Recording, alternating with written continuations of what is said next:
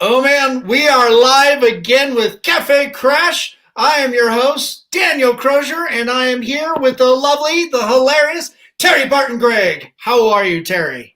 I am pretty not bad. Excellent. Pretty not bad is pretty good. Yes, it is. Yes, it is. I mean, it's better than hopeless, Right? not so good as fabulous. Actually, I am fabulous. Yeah. Yeah. Yep, Fabulous is a great state of mind. it truly is. Especially since I have a brand new granddaughter. Oh, congratulations. Oh, wait, I didn't hear you. I was playing with the volume. Oh, while I was talking? Yeah, stop fidgeting with the phone, okay? Stop it! Stop it! Stop it. Don't. Stop it! Okay, 1, 2, 3. Stop it. Well, we were close.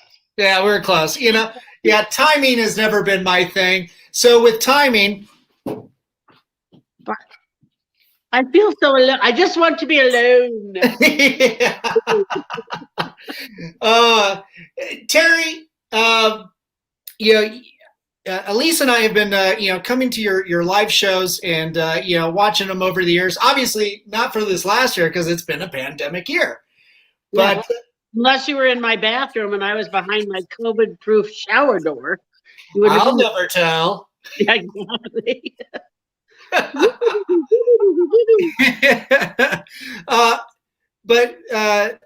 Elise was able to introduce me to your stand up and to the shows that you produce. I mean, you do an amazing amount of work. Tell us a little bit about yourself. Your upbringing and how you got into comedy. Well, my name is really, don't tell, Teresa Lynn Barton Gregg. Wow. I'm the only Jewish Teresa known to man. I was named after a nun that gave my mother a banana. Wow, that must have been a hell of a banana. Well, my mother had just given birth and she was hungry. She didn't have a name for me, and this nice nun gave her a banana. So she said, well, I'll name the kid Teresa. At St. Joseph's Hospital here in Denver. I'm homegrown. I am actually fourth generation Native. There are a bunch of generations of natives. Yeah, the native Jews, I should name Whitefish. Oh. You said I could say anything I wanted. Yeah. Anyway, the nun was very kind to her for giving her a banana, and she named me Teresa, and she spelled it Theresa, but they did not want a little Jewish baby with the spelling of the saint, of Mother Teresa. Right. So they changed it to Therese. Oh. Well, hold please. That's my makeup. Anyway, so then years later, apparently my birth certificate had burned in a fire or something. So my sister and I, Leslie Fishbein, who's my sister Barton, we went to make a new birth certificate for me, and she decided to spell it Teresa. So I have all sorts of AKAs, also known as after my name. And the first thing everybody asked me is, why is your name Teresa? Because of a nun with a banana. Yeah. No, makes perfect sense.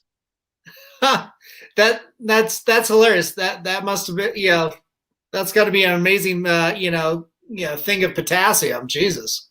I guess it must have given her quite the boost. Yeah. Somebody in the background. Come here, Shermy. Oh, you got your puppy.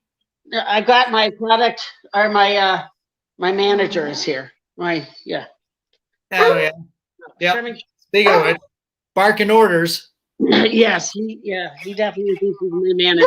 He is the superintendent of the cookies. Here, have a kid. Hold please. Gotta take care of the dog. We're holding for Terri, whose real name is Teresa. Who knew? Such wonders of the world. Have one of these if you really are a good boy. Oh, wild bits. Yeah, there ain't nothing like duck recipe. Yeah, what's in those wild bits?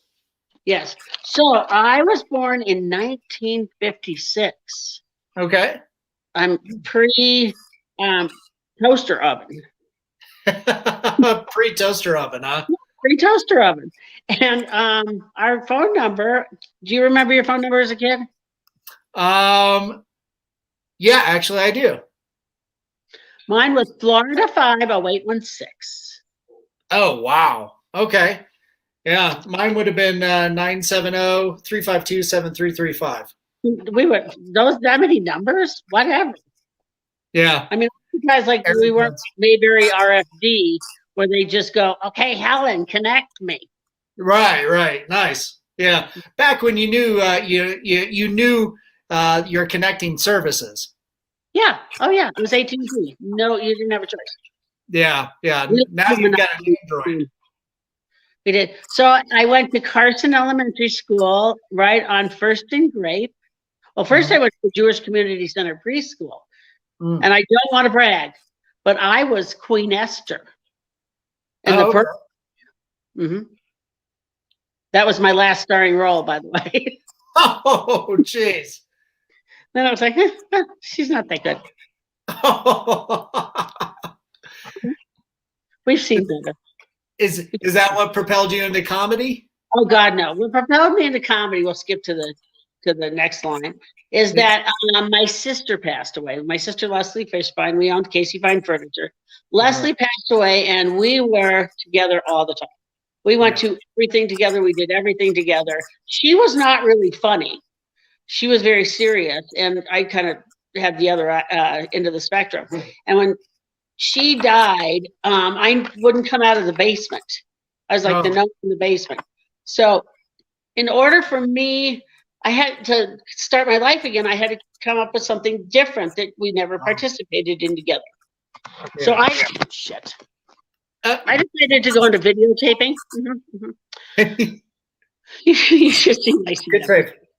So anyway, so I decided that I was always funny in the basement. You know, because everybody thinks they're funny in their basement. You're always funny with your friends. You know, they know your backstory. So I decided, well, I think I should be a stand-up comedian. Knew nothing about stand-up comedy other than the people I enjoyed watching. And so I decided to take a class, and it was an improv. Oh, cool. I sucked. Eric Ferrone down, and you know Eric, down at the boat line, he told me that, Terry, you're an unguided missile. You know, you're an accident waiting to happen. You know, maybe this isn't right for you. Because, you know, I guess you end a scene with a joke. Well, that's kind of my personality. So I took the classes, and then they offered a stand-up class with Jake Sharon. I don't know Jake Sharon. I know of Jake Sharon, yeah. Hi, I'm Jake. Hi, I'm Jake. So anyway, so I decided to take the class, and this is how Jake was great, but this is how he told you how to write comedy. That's a great idea. You should work on that. That's a great idea. You should work on that. And I was like, well, thanks. Lots of insight. Totally. So the first one we had, it was, I guess there's like 70 some odd in the audience there, and I sold it out in about 2 seconds. Nice. So we had to have a second show, which I sold out in about 2 seconds. So everybody was getting kind of mad at me. And I said, why are you mad? You know, get in there first. You know, they're paying their tickets. So they decided that we'd have a third one, and I could not sell tickets until they didn't have enough tickets sold. Yeah. And then you got it. I started, and then I signed up for the Comedy Works 1,000,000 times because that's how it rolls. And I finally got on. I did my first set, and I thought, you know, 2 minutes, you know, nervous as hell. I didn't realize the lights were that bright. And I did the Hiawatha on the shores of Gitche Gumee. Yeah. So I got to do my next 3-minute set, and I'm so excited. I was all prepared. And I'd met a lot of the comics, and Deacon and I at that time were very good friends. And Lori Callahan, I'd known her for years. And Kevin Fitzgerald was my junior high and elementary school swim coach. My sister's best friends. So anyway, so I got up on stage, and I had the biggest bomb that has ever happened at the Comedy Works. They used me as an example, as a matter of fact. Oh. No, I mean, I thought it was hilarious. So I'm up telling my jokes and I'm doing this and I'm like, and everybody's laughing really hard. And I'm like, I am killing this thing. I'm a professional already. I've been on stage twice, which is so Jewish. Right? I'm my own stage mother. Yeah. Here, and I'm thinking, I am just, nobody has gotten this response. And from the back of the audience, I heard Todd Jordan, who is famous, a very famous comedy writer and comedian. And I mean, Todd Jordan is like astronomically like the best in the world. I mean, nobody writes a joke. Like, and Rick Kearns was right next to him, and they all write for Blue Collar and write for everybody. Mm-hmm. And all the pros were there that night. And from the back of the room, I heard Todd Jordan scream out, "Tell her to turn on her fucking mic." Oh, no. They had not heard a word. And everybody's dying. And I thought it was so funny that I flipped the mic back on. That's all they heard was two giggles and one big snort. And I walked off stage. And you know, you've really bombed when the pros meet you and they say, "Oh, honey, it wasn't that bad." I'm like, "Are you kidding me?" I said, "You're 55 years old. I know what bad is. You know, I have been hair shows for a million years. I know what bad is." Yeah. Oh my God. I played the golden goose. I mean, here was Phil Palisol and Nora hugging me saying, "Oh, you did great." And this, I was like, "What are you talking about?" So I thought it was so funny that I said, "You know what? I could never do worse than that." So I'm good. I'm good to go. Nice. So you'll tell people that story so that the newbies are like, "Well, I couldn't have done that poorly." No. I had it covered. I had it covered. Yeah. And then decided that I should be a producer. Well, but I mean, you carry on and still, you know, perform your act and you know, your stand up, of course. You know, coming from that moment, you know, did you come to that conclusion pretty instantaneously? Like, oh, that's the worst I could have done. Yep. So it's, you know, it's uphill from there. And then I saw Jack Barton, my dad, who you knew quite well. And the first thing, "You know how you could have done that better?" And I said, "What, turn my mic on?" I think tell me. Yeah. So how did Jack get into that? Did he see you and just like say, "Oh, this is amazing. I want to participate," or jump in? What had happened was my dad fell and he ended up with two subdural. He had subdural hematomas and had 2 brain surgeries. Oh, jeez. He was 92 years old. Yeah. And when he woke up from the second one, I said, "JB," because we had Casey Fine Furniture and we closed it in 2008 because it was the glut. It was an economic glut. And so we decided rather than we had so many employees and so much nepotism and so many families that worked for us, we didn't want them to lose their retirement because we were self-funded. So we decided that we would take the hit, unlike presidents that we know. Right. Anyway, we would take the hit and we would close the doors and make sure that they got to keep their funds. Okay. So he woke up from the hematomas and I said, "JB, what's your purpose?" You tell. And my sister died, and I said, "What's your purpose?" He goes, and you know, that's how he always did. "You know what? I want to be a stand-up comic, not like you, but better than you." And fuck if he wasn't.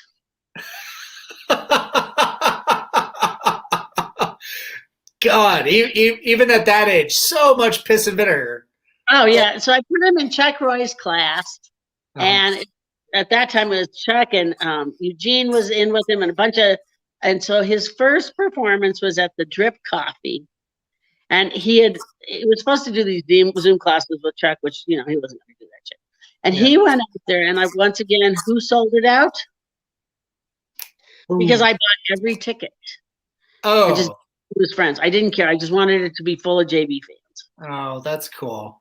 And so Nora was there and Phil was there, and I can't tell you how many professionals came out to see this guy. I mean, this is what part of the community is all about. Is I don't care how big they are. Louis Johnson was there. Sam Adams was there. I mean, we're talking the The best of beer the was best. there, huh? What? Sam Adams, the beer. Yes, the beer was there. Yeah. And I think Joshua Tetley was there too. Okay. He's British. Yeah. Good. He's across the pond. And so they all came out to support and to see this 92-year-old, and they thought, oh, he's going to do old dad jokes. And they had no idea how filthy he was. He's a dirty old man. He was a dirty man. Totally filthy. Oh man, did And he got it in his blood, and I had to book him on every show I did, which was fine. yeah, no, it's that was so fun. Like, you know, coming to like the golf club down on I can't remember Noonan's. Yeah. So going to see you guys perform, and of course, you know, it's like, you know, see your dad's like, we knew all the jokes because we've seen them so many times, but it was still so much fun to watch, you know, the audience just crack up at this old guy. Shock of his opening joke was, my friends asked me why I'm doing this, and he said, well, you know, you don't know how painful this is. It's like getting your limp dick stuck in a fan.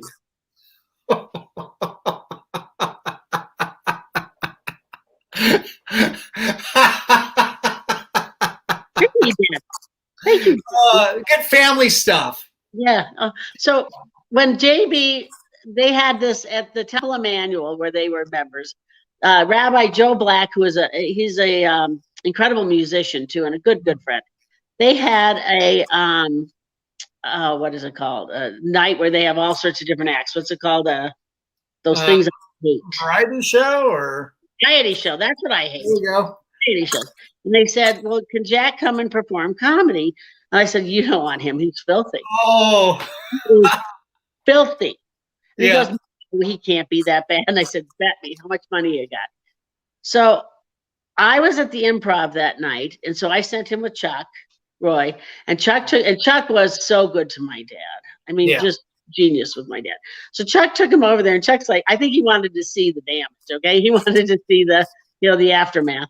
So Chuck takes him over there, and they have these cute little people doing their acts. And he said, well, it's all, everybody's over 21 and blah, blah, blah, blah, blah. And so I'm at the Improv. I get this call right before I'm going on stage. It's Joe Black. He goes, hey, Terri, it's Joe. I said, hey, Joe, how you doing? He goes, well, we're 15 minutes in. He's already done 23 dick jokes. So it wasn't my fault. You were the one that hired him. You warned him. Well, I did. But he got a standing ovation. Nice. Good. Getting a standing O from the Jews is not easy. Yeah. Kind of like becoming a saint and getting that third miracle.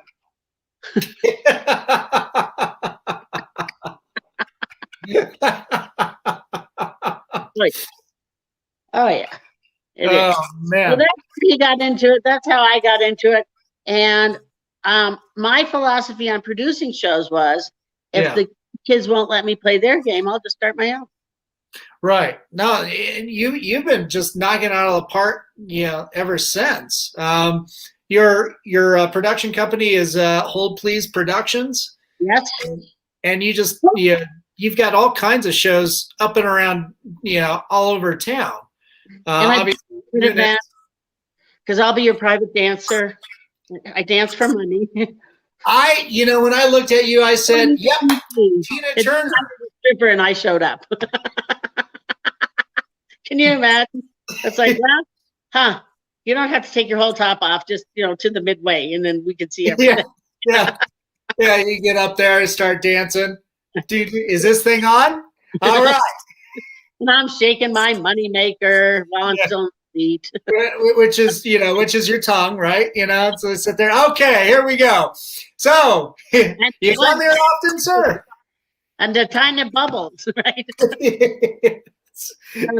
Welk reference. Oh, young man. Oh man.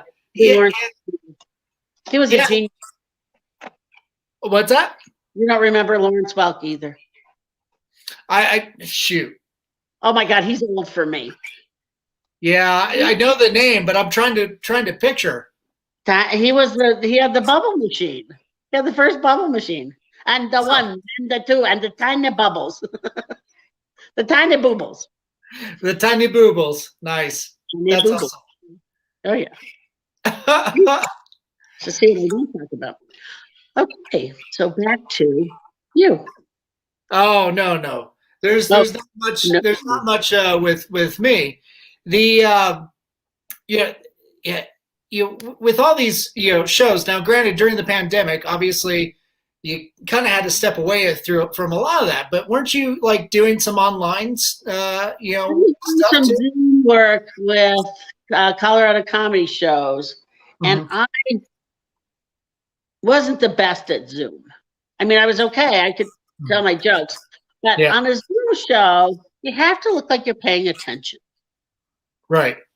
Not my best work. Well, it's got to be tough from a comedian too, because don't you need that instant gratification? Yeah, we don't listen to each other. Yeah.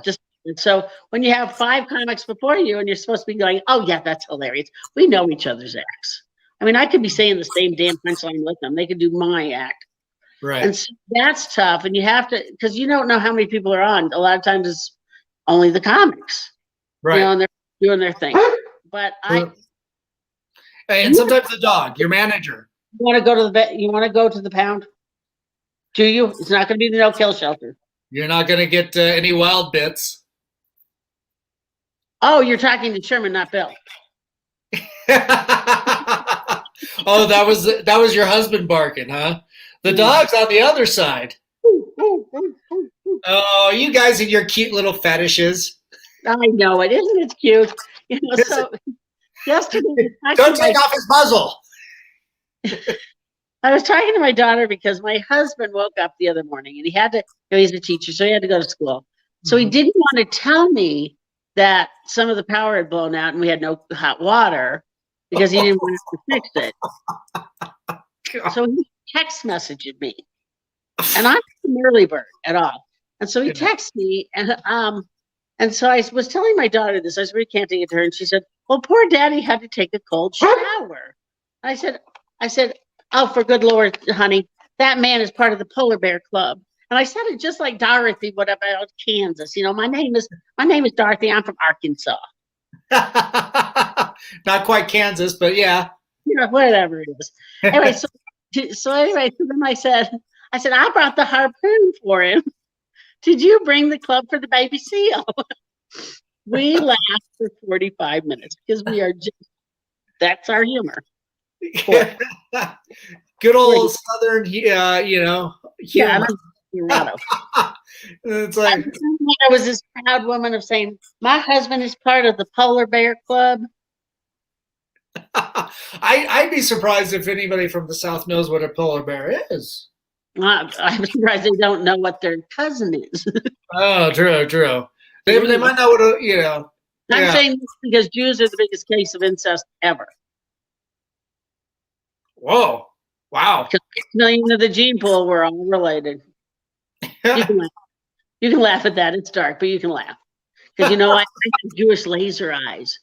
Oh yeah. Oh, that stuff is just absolutely just bonkers. That shit still goes on. Well, I learned about the QAnon thing and how it has its initial designs. The whole bloodletting thing. It's like it was another thing to persecute Jews with. Back in the ages. It's just like, Jesus Christ, people! Why did the Marquis de Sade room? Yeah. I could tell by the bucket lights. Exactly. Isn't that the truth? And the barbed wire behind me. Yeah.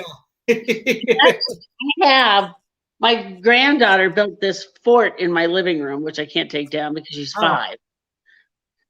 Because we were at Camp Disneyland Grandpa. Yeah.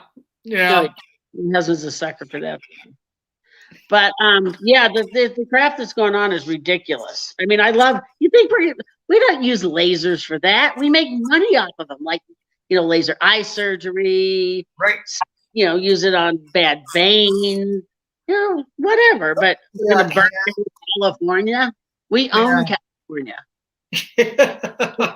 We own the industry, the entertainment industry. So why would you don't want to watch it burn? You don't burn your own house. Yeah. Oof. Yeah. The man, this stuff is just absolutely so gross and out of control. And well, we were on my aunt passed away a couple of weeks ago, and we were on a Zoom Shiva. Thank you. She was 96. She wasn't buying green bananas. Your parents and your aunts, they live to amazingly long ages and have all these fun-filled lives. You know why they live so long? God doesn't want them, and the devil's afraid of them. Yeah. Oh, no, you take them. No, you take them. No, you take them. Yeah. Oh. At least they have common sense. Yeah, they did. Yeah, totally. Yeah. Totally. Imaginary things have common sense. Yeah, my sister, my aunt, and my father, they now have hell air conditioned. Pretty resourceful then. You can see my father dealing pinochle out to the devil, going, hit me again. 2 for 1. Let's go ahead. 2 for 1. I don't really have air conditioning, but I get a blonde. What was his famous line? Big tits, big tits. At his funeral, at his memorial, John Hickenlooper told that joke. Yep. Yeah, I remember. We saw that. Elise and I left. I was like, "Oh my God, that was the funniest fucking funeral we've ever been to." Well, I think everything was good because it had heartfelt. It was funny. I mean, that's what it was supposed to be. It was heartfelt. It was incredibly touching and endearing. It's like this is what funerals really should be. You should. It should be stand-up comedy. No. If you can't do that, then it should be a trip to Elitch's. Wheelich's. on the dead guy's dime. Yeah. Well, and I'll tell you, if you want me to produce a funeral, I produce the best. Rabbi Black and I got into a little tiff about that because I told him that I wanted to have my cousin go first, Chuck Roy second, because Chuck was like another son. Yeah. I wanted to have Hickenlooper go third, and then the rabbi. And he goes, "No, we're not doing it that way. We are going to have Hickenlooper go first." I said, no, we got to build the show. Got to build this. He goes, "You're not producing this gig." And I said, "The hell I'm not." Yeah. And I came up after, he goes, "Well, you were right. I guess I'm going to have to hire you." Yeah. Well, the rabbi had some good, little zingers in there too. I was like, well, he's absolutely. You should teach these, white Christian, pastors how to actually conduct things because everything is just doom and gloom and death. Not really participated that much. Well, let me tell you, every Jewish holiday is they try to kill us. We won. Let's eat. I mean, there's not that much joy in them either. Right. Oh, it's a fun holiday. We don't have any. Yeah. None. Yeah. But he had passed away recently. Back to the eye lasers. Yeah. And we're doing a Shiva, which is sitting mourning. You guys came to my dad's, not my parents. My mother's still here. She wasn't like that at all. She's like, Yeah. So it was on Zoom, and it was a different rabbi because they were very conservative. And they must have put the link on the website of the temple and also for Feldman's mortuary because that's where my people go. Right. Feldman, of course. So anyway, so it got Zoom bombed by some group of white supremacists, Nazis, whatever. Oh, fuck. And there was a video on of the Nazis marching and hellacious things about what was going on during the Holocaust and people getting killed and hung and whatever. And they were chanting, it was like a bullhorn saying that the Holocaust wasn't real. The Jews made it up. Wait, the only good Jew is a dead Jew. And I thought, well, you're at a funeral. Hello? Oh, jeez. The only nobody we had, by the way, and my aunt would have thought it was hilarious. And they said that 6 million gassed was not enough. And I mean, they kept going on. I said, the rabbi is like turn it off, turn it. He goes, I'm a rabbi. I'm not an IT guy. Oh, Like, but it was awful. I mean, it was, and it's like, yeah, why do you have to do that? That's just ridiculous. It's not yeah. selling your goods anywhere. It's not selling your spirit. Yeah, they're just And wait, I need to take a break so I can eat a baby, right? I mean, it's like ridiculous. yeah, yeah. It's absolutely it's so absurd that so many people put so much energy into hate and spite. It's just like, why, there's so many cool things out in the world, like Because they don't have anything to bring to the world. yeah, it's each other's culture, food. It's yeah. Oh my God, they're missing out on the party.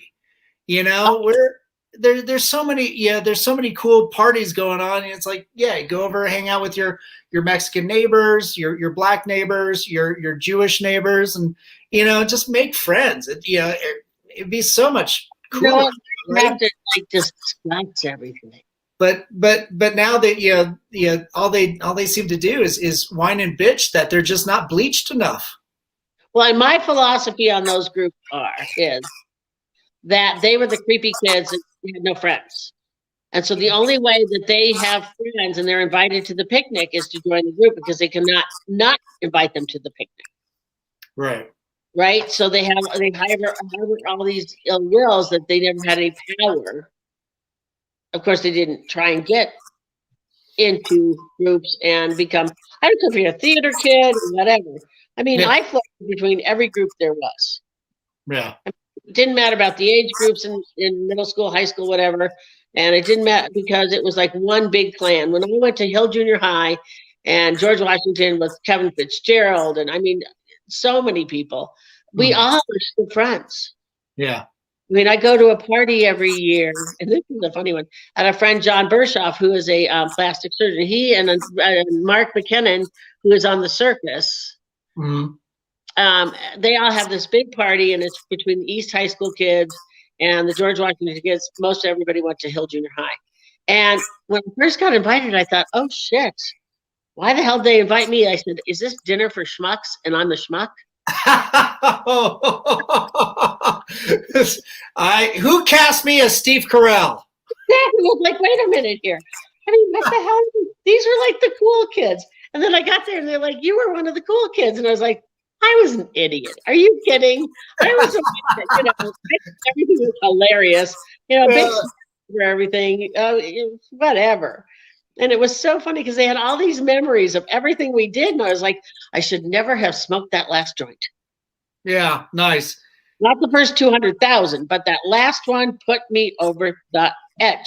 Yeah, that was the straw too far. I mean, it didn't matter what your background was. Mm-hmm. We were friends, because we were during the beginning of busing. I mean, we had the riots at George Washington, and you've heard that joke. I don't think I have, actually. Oh yeah. When I was in high school, we had riots at George Washington, and the Jews were always the first to leave the school premises because we had cars. Oh, This freaking makes sense, right? Yeah. So, and it's like, we had to transcend through all of not our problems with each other. It was the adults and the outside influences that were causing the problems. Yeah. And by senior year, I mean, it was like everybody went to everybody's house. It was a huge group. Yeah. It was like a big bunch of kids. I mean, we had people like, there was anyone from Freddie Lowe, who was a judge. I know, actually, it was Chris Colley is a judge, and Freddie Lowe and Pete Stack, who's also a judge. And I mean, all these incredible kids whose parents finally said, this is going to work, and we're going to make our kids better, and we're going to learn from each other. Yeah. And you are not going to do this. Yeah. Right? So I think it was pretty amazing. I mean, that what they thought was going to be a big busing thing that started out that way became something that, yes, it did work. Good. Yeah. You accepted everybody else. Of course, there was one chick that said, and I'm not going to. It's always that one. No, she's really funny. I really like this girl. She All looked right. at me. My sister is Bobby Sue Barton. Okay, Mhm. another story. There were three sisters: Leslie Barton, Bobby Sue Barton, and Terri Barton. So we were Lesby Barton, Booby Screw Barton, and Fairy Barton. Yeah, you sound like so many great flavors for like a complete breakfast. Oh yeah, Lesby Barton, Booby Screw Barton, and Fairy Barton, the Farton Barton sisters. Barton Barton. She decided to tell me in girls' chorus one day that I hate that Bobby Sue Barton. I hate her. I want to wipe that smile off her face. She was going to kill her. She's going to beat the shit out of her. And she said, "Do you know her?" And I said, "Never heard of her." I have no clue who you're talking about. Oh man, that's hilarious. And they have, by the time they were seniors, they were friends too. But yeah, it's like it was. But that's a pretty good story. When you have this conflict or you have this rivalry or adversary, and then at the end of the day, it's just like it was all for nothing, and we became friends anyhow. Absolutely, and the kids from that era in that school and in East High School, they prospered. Yeah, they did very well. That's good. Very well. I can't even think of people a couple of people fell through the cracks, of course, but it's amazing what they have amounted to. We're talking, doctors, lawyers, hairdressers. That was supposed to be fun. Comedians. Well, a hairdresser's like a lawyer. Oh no, we're better. We are lawyers, we are doctors, we are psychologists, and we put. I have scared the devil out of more people than any priest has ever done. Yeah, I think I saw that movie. Wasn't it? Paranormal Activity. Yep, and it started a hairdresser. Yep. Yeah. Oh man, that's pretty interesting because you do the stand-up comedy, but the day job is hairdressing. You've been doing that since you off camera you said 16.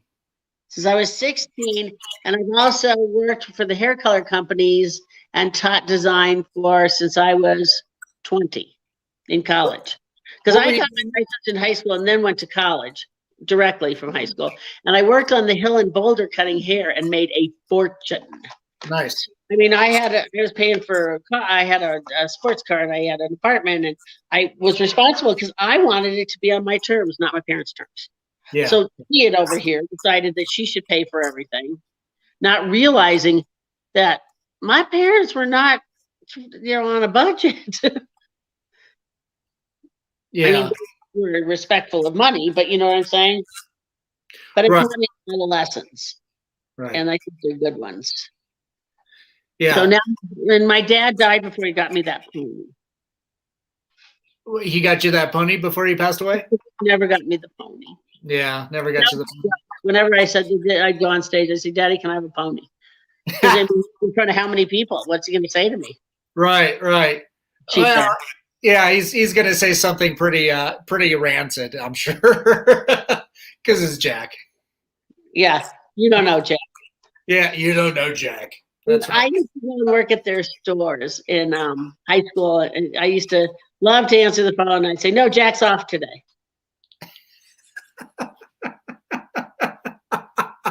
I got one too. Yeah, Jack's off today. He's picking up some tissues.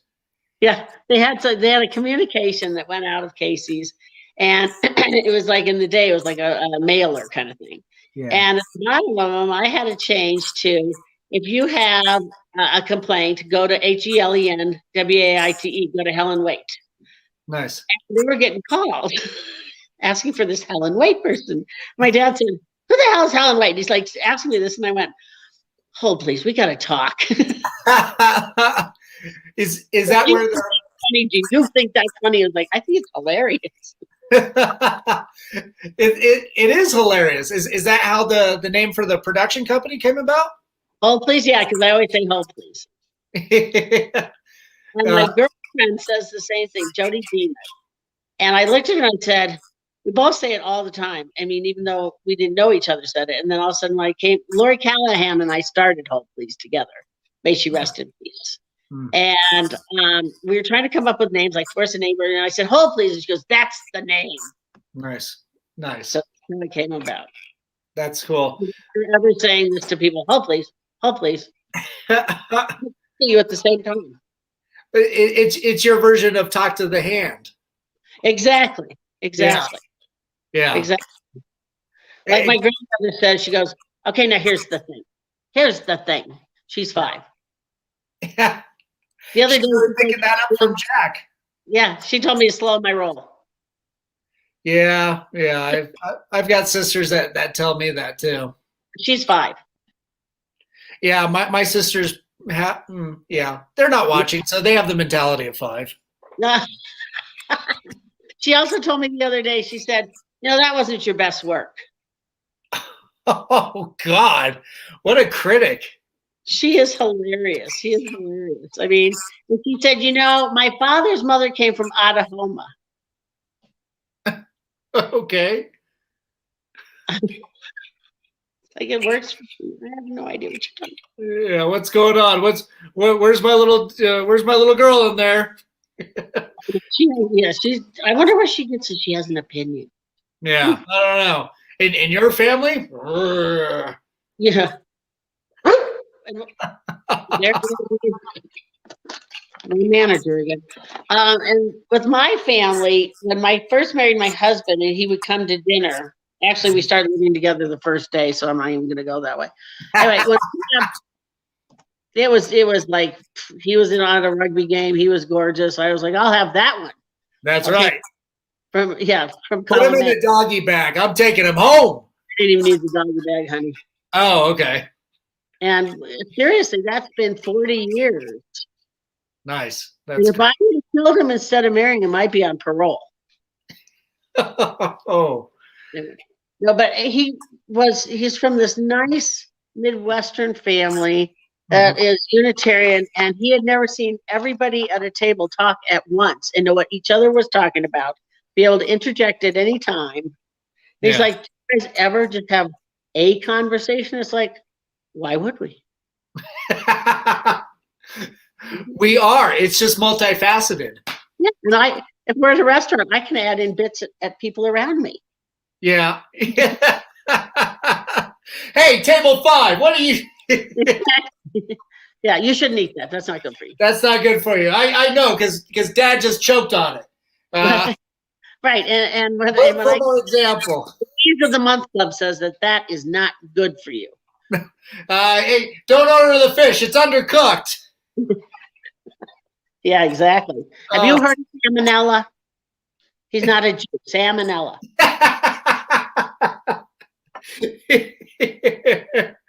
So, hold, please. He's choking. Exactly. Yeah. Hit him on the back. Hit him on the back. That'll help. No, use a 2x4. Put your back into it. It's true. There you go. If his back goes out, you know you did it right. No, we don't build. Is there a doctor in the house? Well, wait a minute. What kind of doctor? Well, we have a doctor in my house. Excellent. Dr. Bill Gregg. Oh, that's right. That's right. He's a doctor. And when I got married to him, I thought I scored, right? I thought I married a doctor. I mean, he got his doctor. He became a doctor later. But he's not that kind of doctor. Right. Yeah, he can't perform plastic surgery. He can't write a script for medical marijuana. And if I have an orgasm, expects a copay. He's a PhD in educational psychopath. How good does that do? Well, he's going to talk it to death? Yeah, that doesn't help anybody. Yeah, maybe some stings, but you don't know them. He sings feelings, nothing more. Oh, jeez. Forget the feelings. You got what do you got in that little bag of yours? And he's like, it's not a doctor's bag. It's not that kind of bag. It's not that type of doctor's bag. Oh. Back alley stuff. Yeah, it is. Excellent. Yeah. Well, when I met your husband, I in his bald head, I thought, oh, Walter White. And I think he looks just like, oh, what's the guy's name? Shoot.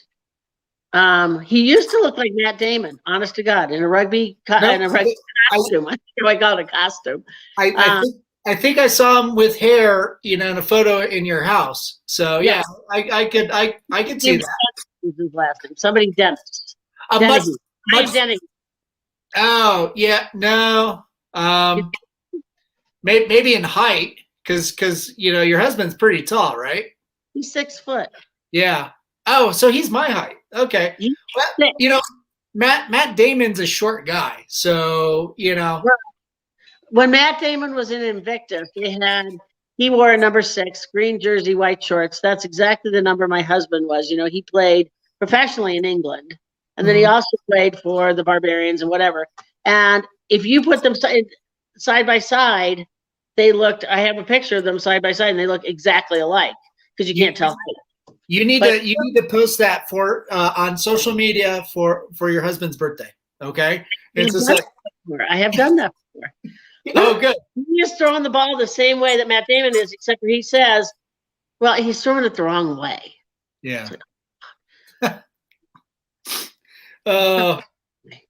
Doing it wrong. Maybe he's got a PhD in rugby too. Well, I actually kind of does. I mean, as much as you could. Right. I mean, he likes Scotch.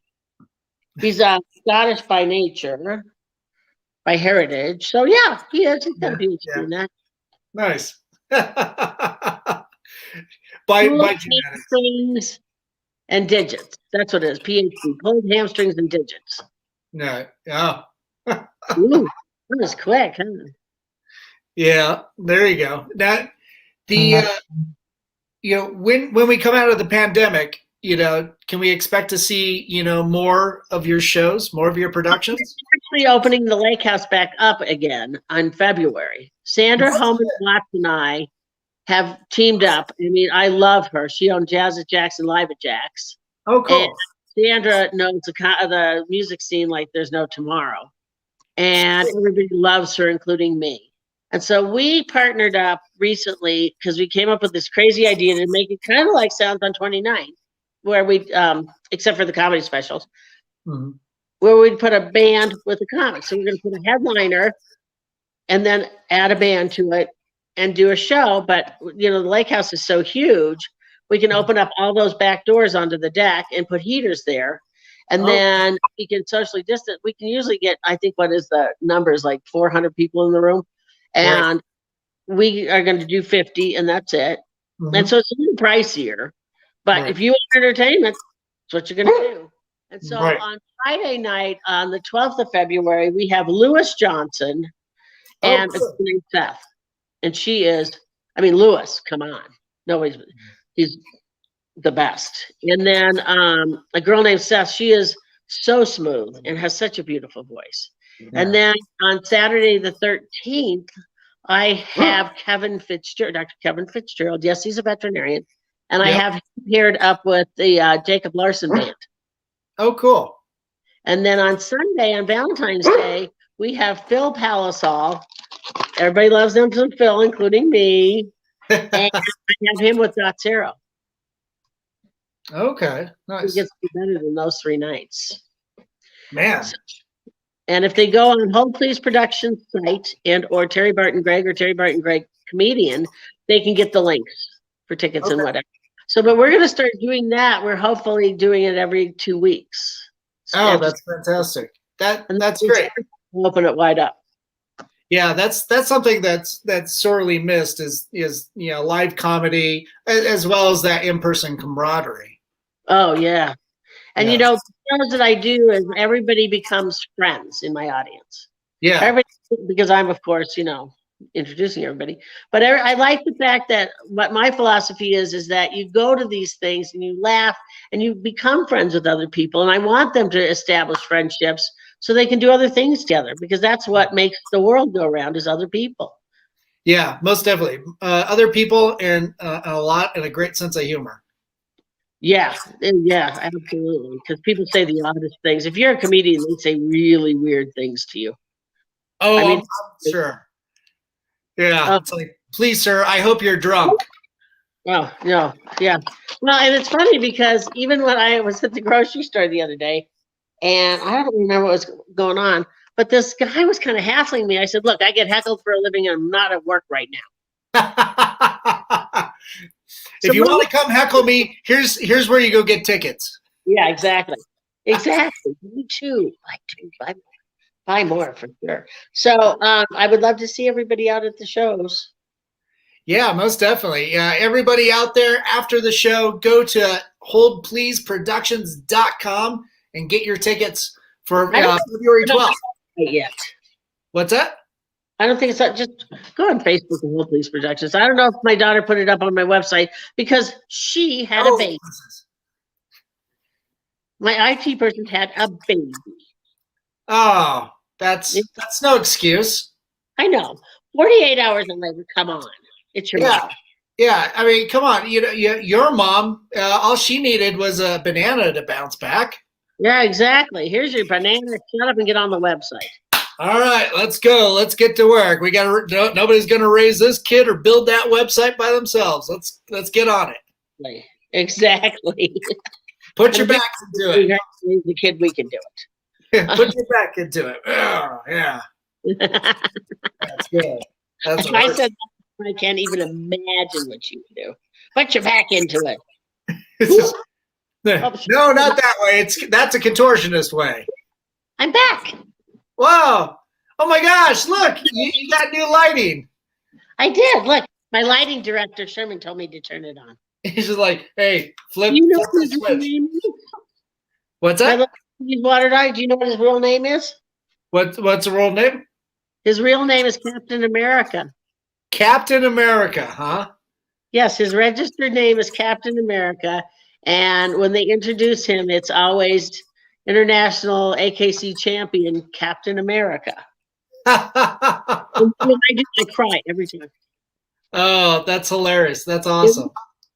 Because when he had this black mask, his ears are back just like Captain America. Oh, why didn't you just name him Raccoon? Because it was my... Hey, I don't use any ethnic slurs, thank you. I didn't use the ethnic word. I'm totally kidding. No, because he looks like Captain America. He was white with a black mask. I mean, he's just like the funniest thing you've ever seen. And he's a superhero. Well, incidentally, that could be any Zorro, except for the one played by Antonio Banderas. Antonio Banderas? Yeah, because he was actually Spanish. I think he's one of the only Spanish Zorros, which is weird because he's himself his own food right now. He's in his food container. Oh yeah, the manager's out to lunch, huh? The project manager has now decided that he should manage his food. Yeah, I love it when Captain America decides to be the project manager. Yeah. Oh yeah. No. Did you want to speak with the manager? Yeah, sure. Yeah, sure. Rough. Yeah, do you have a rough life? Do you have a rough life? Yep. Look, yeah, he even sings and dances. Look at that. He's a triple threat. Indoor voice. No, indoor voice. No, indoor voice. There he goes. Oh, that's sweet. Teach my husband to do that. That's sweet. Well, and hopefully, we'll be able to see you, back with Heather Dalton and all those guys on Sounds of 29. We have done so much with that show. It's just wonderful. I mean, Heather is like the most wonderful person to work with in the entire world. I mean, I ended up with that show just kind of a goofy thing. I guess Jeff Albright was doing it and didn't really take off with it, and he said, you should really get Terri Barton Gregg to do this. So she called me and I was like, can I do it my way? And she said yes. And then we grew hugely, and we raised a lot of money for them, and we now have the HD because I'm Jewish, I can say the Costco, we go to the Walgreens, the King Supers, the Chipotle. Yeah, I'm just head to toe in the Costco. I'm such an idiot. So no, we'll definitely be back.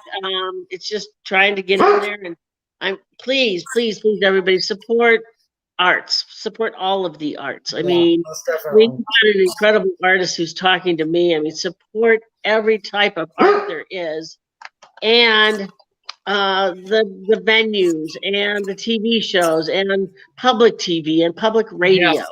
Yeah, I mean, there's every time I post anything for, Sounds on 29th or whatever, I will make a small contribution, and they add up. yeah, that's good. They do. Yes, so many businesses, so many venues have just been closing down during all this. They haven't been getting the support that they needed by local government, federal government. It's up to us. Well, it really is. I mean, I don't care if you go in and get, a burger from Newman's. Right. Make sure you tip huge. Right. Right. I mean, think about it. It's not that big of a deal if you do it once or twice or 3 times, but these kids live off of this. Right. And so hopefully these productions, every show that we do, we donate a portion of the proceeds at least to something.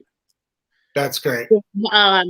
Sandra and I are going to donate our portion, if we make any money, which who knows, we will not, to the food bank in the Rockies. Oh, good. Yeah, the food banks have been just plowed. Oh yeah. Yeah. There's so many families in need right now. Truly, and it's cold out, so it's like anything. Byron Shaw, of course, Byron Shaw from from why can't I remember the name of the stupid thing? I was just thinking about it. What's his his band's name? I can't remember right now. Oh shoot! He is amazing. Judge Roughneck. Yes, Judge Roughneck. I love this man. He does a lot of work and needs clothing and needs all sorts of things. And if people want to contact me on Facebook or social media, I will turn them on how to get these things to him. Okay. Because it's really important. I mean, the work he does is spectacular. Yeah. Oh, that's wonderful that you bring that up. Yeah, that's great. As much as we are fortunate and everybody's bitching about their $600 stimulus package, A, it's better than nothing. Right. And B, there's a lot of people that don't have. It's more like just a sustainment package at best. Exactly. And it was like people that were in my situation, in my husband's situation, which we are very lucky. And we just donated the money. Yeah, that's good.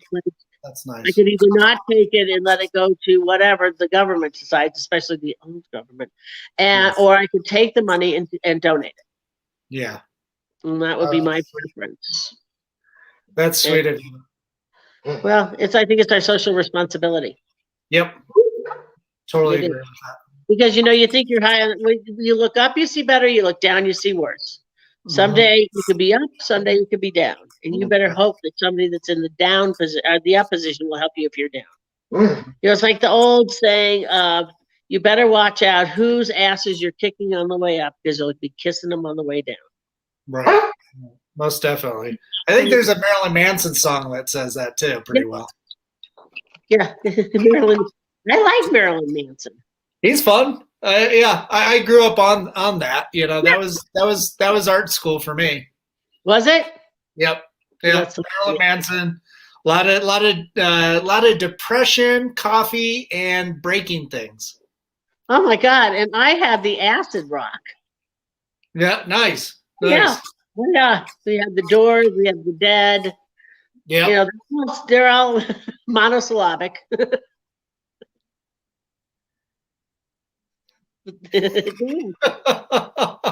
they could do. If they would have been palindromes, it would have been even easier.